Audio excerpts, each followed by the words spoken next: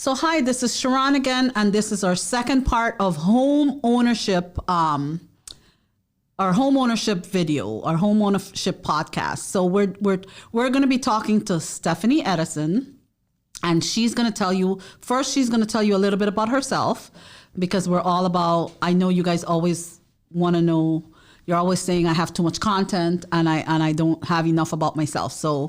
So here I am, and we're going to be talking to Stephanie, and she's going to be able to tell us a few different things. We're going to go over a few different things that you guys need to understand about home ownership, and also we're going to bust a few myths. So let's talk to her. Hi, Steph. Hey, guys. Yep. So my name is Stephanie Edison, and I work at Keller Williams. I've been a real estate professional for 6 years this summer, and my goal is to help families and individuals like yourself buy and sell real estate so that they can build wealth.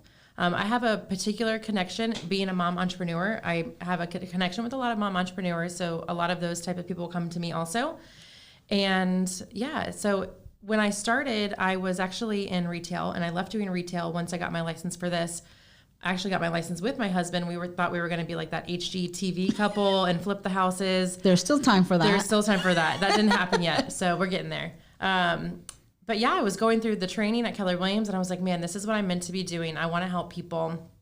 So I jumped in with both feet and knew I had to make it work. Otherwise, I was going to not be able to pay my bills. So I made it work. And I would think about 2 years in, my husband was able to quit his job as a Target store manager and come and work with me in real estate. And I think 2020 and 2021, we were the top team in my office. And then he actually left real estate to open up his own home inspection company. And so that was last year. And last year I was the #1 agent in my office of over 300 agents. So I've been having a lot of success helping families that really, most have no idea anything real estate. Some of them have sold and bought multiple houses and they still have no idea. Right. Because it's stressful. And when you're stressed doing something, I feel like it just goes in and out. You just want to get through it. So that's what I'm here for. So yeah, that's a little bit about me, and I'm excited to be here today. Thanks for having me as a guest. So Stephanie is my very first guest.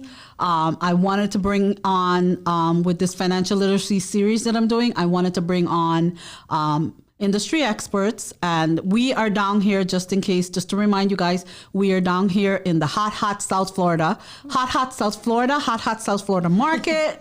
We're hot. All that good hot stuff. But so we're down here, and she works in our market down here in Palm Beach, Lucy, and Indian River. So I actually cover 3 counties. So St. Lucie, Martin, and Palm Beach County. So I'll go all the way up to Fort Pierce and down to Boca. And then a lot of people don't really know that I network with 1,000 plus top agents every single day on a morning mastermind call. And I have agents all over the country. So anywhere you need help with real estate, I can connect you with a professional. That's going to be amazing. Awesome. That's awesome. That's good to know. I didn't know that. Yeah. So I intend to learn a few things today. But I know I'm going to learn a few things today. I'm really excited. So Stephanie's going to talk to us about a few different things. We're going to go more into Stephanie's background also a little bit later, but we're definitely going to be talking about a few things. So the first question we're going to ask her, not the number one question, but the first question we're going to ask her is who are you and what do you do? Yeah. So I am a mom, first and foremost, and a wife. And it's funny because, yes, I help people buy and sell homes, but I consider myself a connector first. One of my biggest things is just building relationships with people and seeing like who I can connect and collaborate with, or who I can connect so they can collaborate together. So I have a lot of really exciting things coming this year to help me empower more women through networking events and things like that. But I'm very passionate about that. Yeah, so that's kind of what I wanted to get from you, is what your passion is. Because I think that when people are working with their passion, you see it. And I think I met you maybe about 2-3 years ago, and I've seen your passion grow. Oh, thanks. And I also see that you are a good connector. I can definitely see that. Yeah, so cool. so I like that about you. So so that's the other, the other question we're going to go to is, why should people be invested in owning their home? So let's get right down to the meat of everything. So, a lot of people are renting right now that haven't bought a home before, and they don't necessarily know what they're missing out on. So, everybody wants to have wealth, build wealth. Nobody wants to be broke.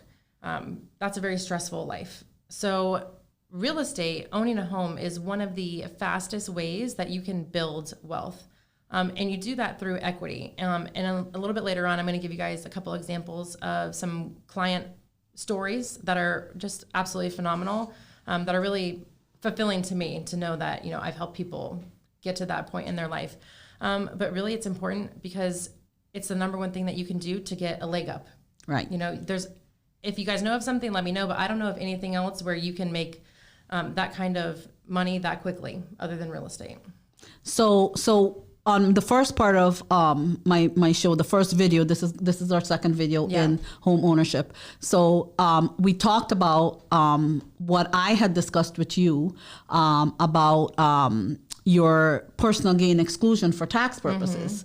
That I personally am in my fourth home and I've never paid tax on my gain on my home because I qualify with that. And of course I tell our audience that they need to contact their advisor to see if they qualify. But the two main things that you need to look at is you need to own the home for 2 out of the last 5 years, and you need to have lived in it for 2 out of the last 5 years. And for a single person, you get up to $250,000 personal gain exclusion.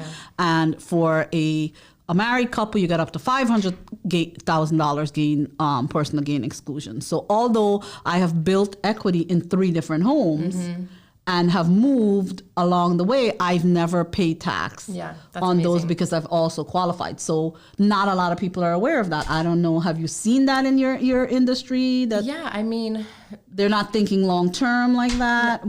I personally, I don't want anything to do with the tax stuff. That's why I hire you, because I just don't want anything to do with it. I don't, that's above my pay grade. Right. I stick to my lane. So yeah, I think other people are absolutely the same. We need to make sure that we are, as a real estate agent, connecting them with the right professionals, people, so that you can take care of them. Because, one, I'm legally not allowed to act as, I can't give somebody tax advice. That wouldn't be legal. Yeah, absolutely. Yeah, you want to you want to make sure that we always talk about the trusted advisor, that where you're saying connections, right? So I'm always talking about the trusted advisor. It's not just one person, it's a team. Absolutely. And in anything that you're doing, whether you're buying your home, you're buying an investment property, you're investing in retirement, or you're investing in the stock market, whatever it is, you have to have that trusted advisor team. 1000%. And literally, this is a little off topic, but today in my office, we were talking about short sales. And there's a lot of people that don't necessarily understand, when they've missed like 1 or 2 payments on their mortgage, what to do or where to go from there. And if you get the wrong advice from, someone who says they're a professional but isn't giving you great advice, it could be really damaging. Right. So it's really important to make sure you're working with a professional. Yep. And you go with your gut. You make sure you understand that the professional, you understand their background, not because they're the one that's on social media the most, they know what they're talking about. Make sure you vet them and you understand that they are a trusted advisor, they're an industry expert, not just, somebody who speaks the loudest. You have to, I found that in social media, we have a lot of people out there that are talking about these things and things like that, but they're not qualified to be doing it. So you want to make sure you vet your trusted advisor. Yeah. So that's why I did bring Stephanie on here, and I didn't just meet her on the street yesterday.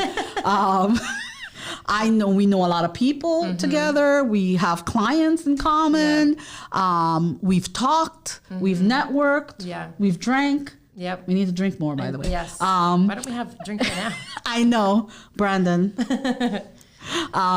So we need to make sure that, so we have that whole rapport going. So you want to make sure that you vet that person and you know that you have the right person, because the right person could make or break any deal. Absolutely. Any deal. So you just, so that's one of the things. So let's talk about some of the pressing things in the market today, right? Yeah. What about this crash that everybody's talking about? Like, what are we talking about? What do you think? What is your opinion? Because, we can never...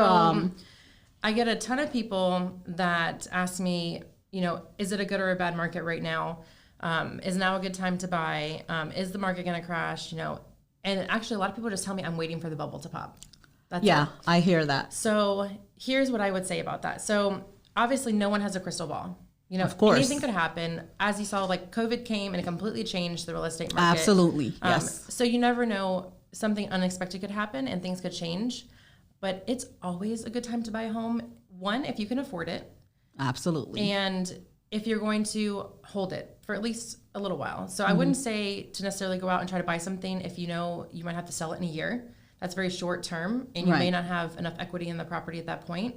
But real estate always appreciates in value over time. So if you buy something in a year, it might have gone down a little bit, but that doesn't really matter if you're holding that property for 7 years, which that's the average amount of time that a person owns a property is 7 years. So little dips, no big deal. It's really a long-term goal. And, you know, as far as waiting for the bubble to pop, you could find anyone that's going to say anything that you want to, you know, reaffirm what you're already believing. But the economists that I listen to don't think there's a bubble that's going to pop. And the reasons for that is, one, there's still an inventory shortage. So we're behind on building homes, and we don't have enough homes for people right now. And then also, there's a lot of equity in properties right now. So the people that, let's say they can't make their mortgage payment, they don't need to foreclose on their home. They can sell it. Correct. Because they have a lot of equity. Yes. So they can escape. So there's not really like this huge market where we see all these foreclosures, like, you know, what happened back in 2008. We don't foresee that happening. So just if you're a Gen Z, maybe you're not familiar with what happened in '08. So I'm going to discuss this a little bit and have Stephanie put her 2 cents in it. So I'm a old lady. So I was only 5 in 2008. Wink, wink. So I'm going to talk to you a little bit about that market. So what I found with that market is that the mortgage industry has a lot to do with that market and why that bubble burst. And there were many parts that I personally, as an economist, an accountant, someone who does follow financial news and listen to financial news, is that what happened to that market is not only were people given loans, interest-only loans, all these. So they basically had no skin in the game. They weren't putting in any money. Yeah. They were only paying interest. So when they walked away from that house, they had no skin in the game. It was like renting, basically. They just walked away from the house. They were given the mortgage what they might not have necessarily been qualified for. So that's one of the reasons that happened. The other part that's a little more complicated, which I'm just going to say what it is, I'm not going to go into it, is mortgage-backed securities. So what happened is these bad mortgages were packaged together and sold as securities on the stock market. That's just a very plain way of saying this, but it's more complicated than that. So that's the part that us, as the regular person, did not see that was happening. So when we did think that there would be a bubble, we didn't realize it was going to be such a big bubble because we didn't know about the mortgage-backed securities. Yeah. But that's what happened. In today's market, what do you see? Do you see any of that? Oh my gosh. So there are different types of loans right now. And some do seem a little similar to, back in, 2008. However, it is very hard to get approved for a loan right now. Absolutely. I have buyers that have the money to, pay $4,000 a month for a mortgage, and they cannot get a pre-approval. Wow. So it's not so, not everyone is just getting a pre-approval. Right. Yeah. So the banks are doing more vetting. That's what you're saying. 1,000%. Yeah. Whereas they barely did any vetting the last time. So that's one of the reasons that I personally too, and what Stephanie and I are talking about is giving advice based on our experience. Like she said, nothing is set in stone, but we're just letting you know what we think based on what, and we're giving you what our reasoning is, just like I just went over what 08 is, and she just went over that how stringent the bank is in the loans, and which was one of the biggest problem before. So we definitely want to be aware of that. So I don't know. I hear the same thing. People are waiting and seeing. I mean, I don't know how to answer that wait and see. Yeah. So I mean. As far as, like when is it a good time to buy is something that I definitely want to talk to people about. Yeah. So, we talked about it's a good time to buy if you can afford it. Right. So when you look at renting, you know, let's say your rent is maybe $3,000 a month, you're spending $36,000 a year on somebody else's mortgage, and you're not gaining the equity in that property. You're not paying down your principal loan. So if you can purchase a home, and I understand that not everybody can, and it's unfortunate, and a lot of people want a home and they can't get one right now. But if you can buy a home, you're locking in the cost of your property, and rent is just going up and up and up. And I hear people, they call me constantly, multiple times a week. Like, I just got notice that my rent is going up, and they didn't get a raise. So they can't afford this, you know, $500 increase in their rent. So we see what we can do to get them qualified. So I actually have a couple little client scenarios that I want to tell you about. Definitely. Let's talk about it. And these are actual clients of mine, things that they actually did. And again, like I said, if you're thinking about moving in a year, maybe you don't want to buy, because you don't know, unless you're going to maybe rent it out. So I was going to suggest that if you have options, even if you do buy something, you have options. You can rent it out. Sometimes our plans don't work out exactly how we want it to work. I mean, things happen. It's life. So I plan all the time, and I almost plan that it's not going to work out how I plan. So, but I still have my plan. Yeah. But I still, you know, you have to have that wiggle room in your plan. You know. So absolutely. So the first scenario is me. So in 2014, my husband and I bought a house for $190,000 in Port St. Lucie, and we actually ended up selling it a year and 4 months later for $30,000 more. So about 1 year, $30,000 more. We bought our current house in West Palm Beach for $330,000, and we owe on it $268,000. So right now, that property would sell for about $650,000, and we would have about $382,000 of equity, and that's. So what year did you buy that? Let's look at the timeline. We bought that in 2016. So in the first one we bought in 2014. My only regret is in 2014, 2015, when we sold our first home, I wish we would have kept it and rented it out, because we qualified to buy our current home without having to sell it. Yes. But I wasn't in real estate. I didn't know that I should have been trying to invest. Right. You didn't have the right advisors. Yes, right. I didn't have the professional. So that's one thing. And then now, you know, we have options. So, you know, we want to grow our family more. So I'm like, do we want to rent out our property, buy a property that's a little bit bigger? Do we want to refi, take some equity out of our property and build an addition onto our house? Do we want to forget about our house? Maybe we refi and buy an investment property. Right. You know, so it's nice. Like, we wouldn't necessarily have had these options if we were renting. I mean, I'm like, how many years is that? You should be the one that's good at math. So 2016 to 23, that's 9 years. Okay, thank you. So $382,000. I mean, what else can you invest in that would give you that Absolutely. kind of cash in that amount of time? So I have another client. So her name is Amanda. So I helped her with a townhome that she owned in West Palm Beach. She bought it in 2015 for $105,000. Wow. And she sold it for $165,000. So she made $60,000 on that. I helped her move up to Port St. Lucie, and she bought in 2019 for $218,000. And then 2 years later, she turned around and sold that. So that one sold for $301,000. Wow. So there already she was at a total of $143,000 of equity. And then she actually ended up moving to Georgia, bought her dream home. So, you know, she started out with a townhome, which a lot of people I'm working with right now, they're just like, I don't want a townhome. Right. I don't want a 2-2. I want a single family.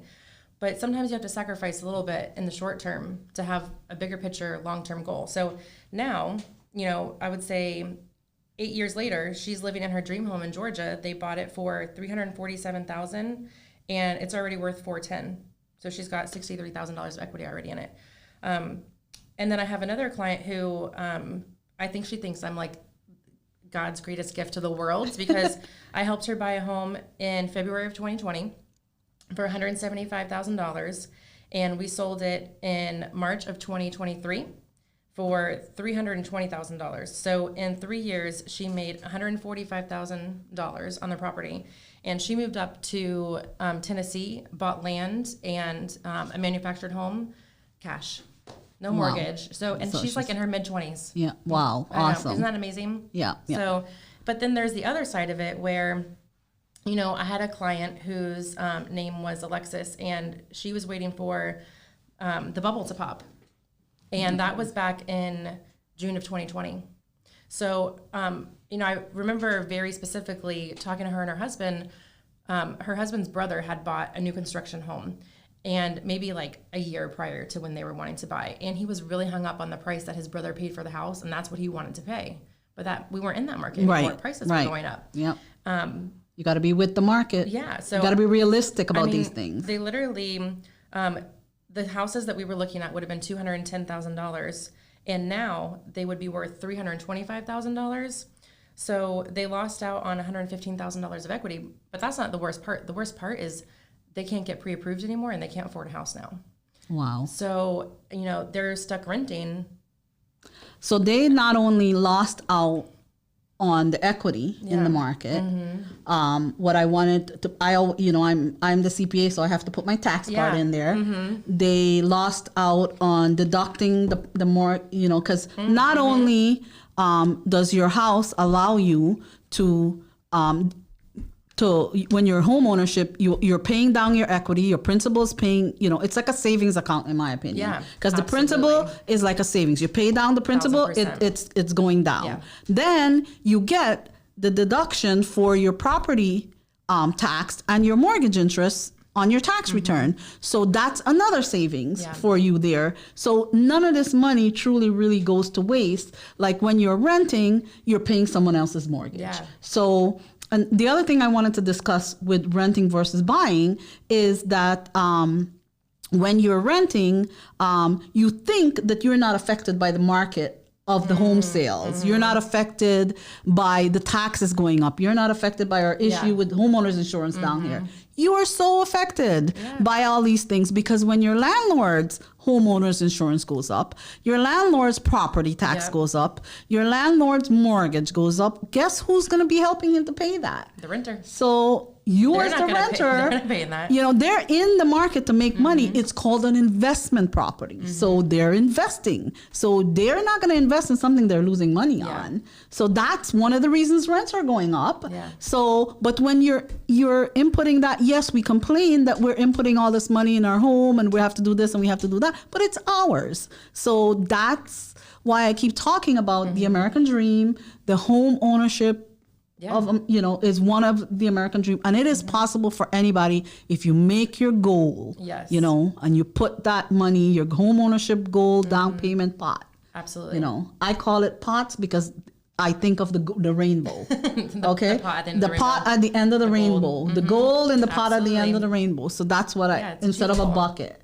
So definitely, so that's one of the things I wanted. So, you know, talking about your last client, you wait, and you wait yourself out. Absolutely. So, you know, we want to be able to focus on what, and going back in the first part of my video where I went through that, it's so funny. Steph did not listen to the first part of my video, so she has no idea what I talked about before. But you see that she's reiterating a lot of the ideas that we talked about before. Like for example, I talked about why a lot of people are blocked out of the homeownership market because they want their dream home at first. You know, like I said, when a kid graduates from college, if they want their dream car at first, then you're going to be broke, you know, and a car is not an investment like a home is. So you take what you get until you get what you want. I explained my story. I started with a condo, you know, a 1-bedroom condo, and 4 houses later, my house is worth over $1 million. So, you know, there you go. So I know when you bought that house, you probably never thought like it's going to be $1 million property, you know, but it just, the values, they always go up over time. So you can bet on that. Yep. And like Steph said, it is a long-term investment. You want to think of it as a long-term investment. You know, there are situations where you can make it short-term, but you'd have to be experienced in that market. But a home ownership is a long-term investment, and you take what you get. It's baby steps. You take what you get until you get what you want. So you start somewhere. If you don't start, when are you going to get to that finish line, right? Never. if you don't start. If you don't start. So, we discussed a lot of the questions that we talked about before is like, when is a good time to buy? Yep. And you address that. Anything else you want to tell us about when is a good time to buy? Not necessarily about a good time to buy, but maybe a good time to reach out to me. So okay, good. If you are thinking of buying or selling, I highly recommend, wherever you are, maybe you're not even local, reach out to me. I'll put you in touch with a great agent. I would say 6 to 12 months before, because a lot of people, they're like, oh, I'm not ready yet, so I'm going to wait and I'm going to call Stephanie when I'm ready, right. when I want a house like a month from now. And then people call me, and unfortunately, there was things that they didn't, know about. Maybe right. student loan debt or something in default. We take them through the mortgage process with the lender that I work with, and then they realize they can't get a home. But had they reached out to me 6 to 12 months ago, we could have taken care of those things and come up with a strategy so that by the time they were ready, we could have moved forward. Yep. And I think that that's one of the things. It's all about the planning. You have to have your money mindset towards your goals. And, you have to start, you don't know what you need to think about until you get that expert advice from your people. Absolutely. Do not be afraid to ask for anything. People can tell you no, but you can, you have to have that right money mindset, and you have to have planning. Yeah. It's not necessarily, like I said, going to work out how we want it, but if we plan, it's going to work out, Yeah, absolutely. So. There's some other things that people don't necessarily know. You call them myths. We right. said we would bust a couple myths. So yes, let's go to that. A lot of people think that you need 20% down right. to buy a home. That's just not the case anymore. So with a lot of loans, you can do 3%, 3.5%. There's a lot of programs out there for Hometown Heroes, which is over 130 different occupations. So many occupations qualify for that. Down payment assistance programs. So there's different things that you can do if you don't necessarily have, the funds right now. But also, if you have enough for first, last, and security for rent, you might have enough to have absolutely. a down payment for a house. Yeah. Especially with the programs that we have access to right now. Yeah. And then your credit score. A lot of people think I have to have 740, 720 credit. That's great if you do. It's definitely going to help you get a better interest rate. But the minimum credit is 580. Yeah.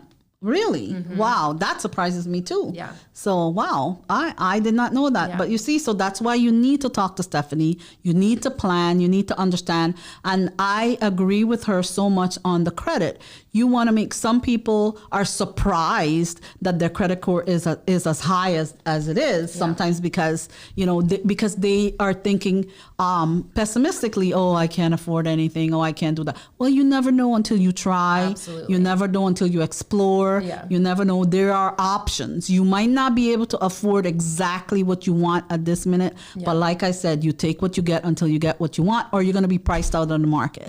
Just like her last buyer that she was trying to help. They waited. And now job issues have changed. Credit issues have changed. All these things have changed, and they're not able to get what they want. Market has changed. Prices have changed. Yeah. All these things have changed. So I say you make that one of your goal. You work towards it. You work towards the down payment. You seek expert advice along the way when it comes to home ownership. Yeah. But, so. Yeah, absolutely. And I help anyone and everyone I can. Like, if I can give you some guidance, some advice, some direction on something, I'm never bothered. You can always call me. That's awesome. So you see, you have to have someone that is willing to communicate with you and work with you, because Steph is really good with organic referrals. She's not a very pushy person, but organically I picked her because trust me, there are many real estate agents out here in our area, and everybody knows at least I would say 6 or 7. And she is my real estate agent right now, working on a project for me.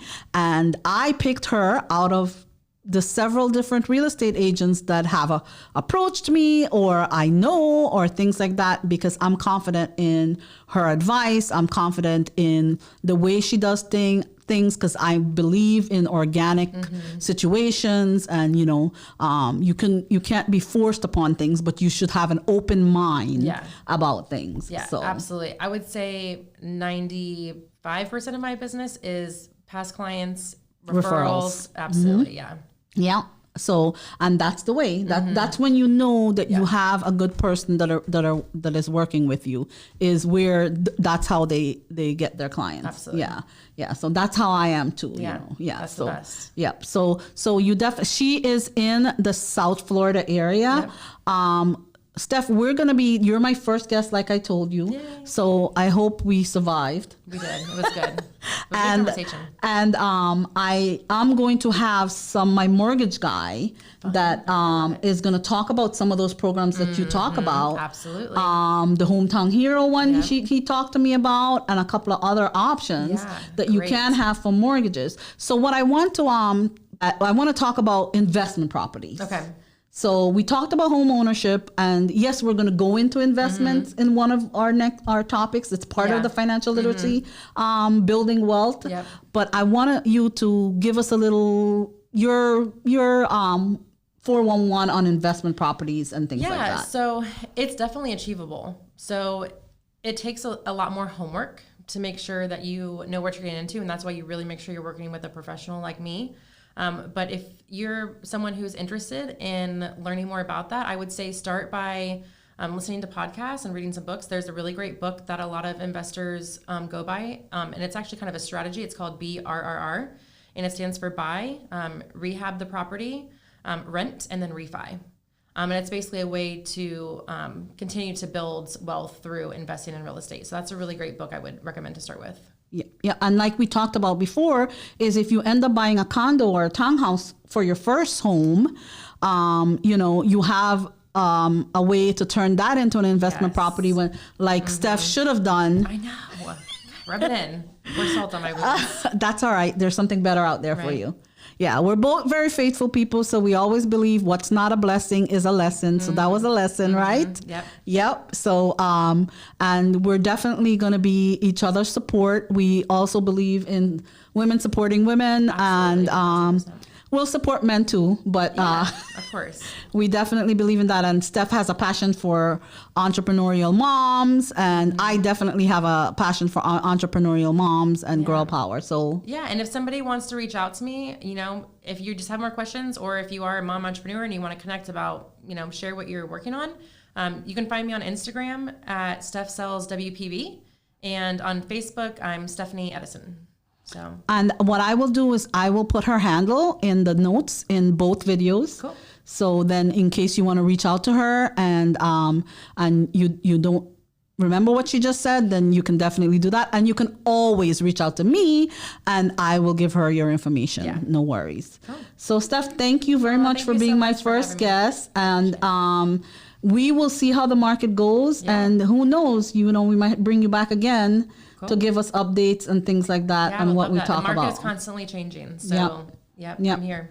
Steph also keeps up with one more thing. She keeps up with the 21st century of the market. And like we've talked about it before, you need to understand the market you're buying in and the market you're selling in. Your real estate agent, your real estate broker needs to understand the market and what marketing tools you need to do that. I mean, I did not realize how much we need marketing in our environment. So much. Yeah. And, a lot of agents, they do, I kind of call it the P's. They put the property in the multiple listing service.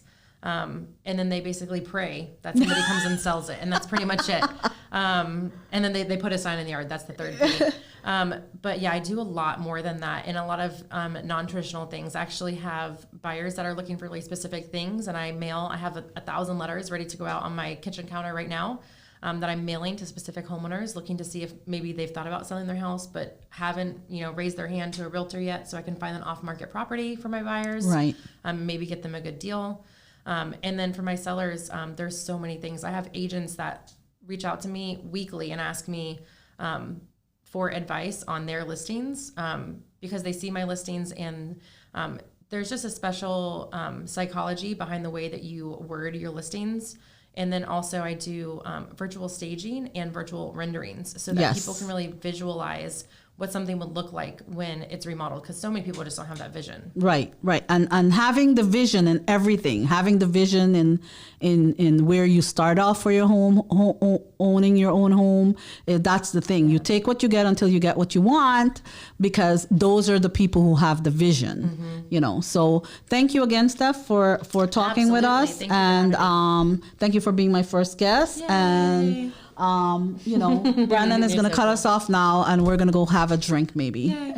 Thank you. This is the Modern Savvy CPA. Please follow me on all of my podcasts, YouTube, Instagram, Facebook, at the Modern Savvy CPA.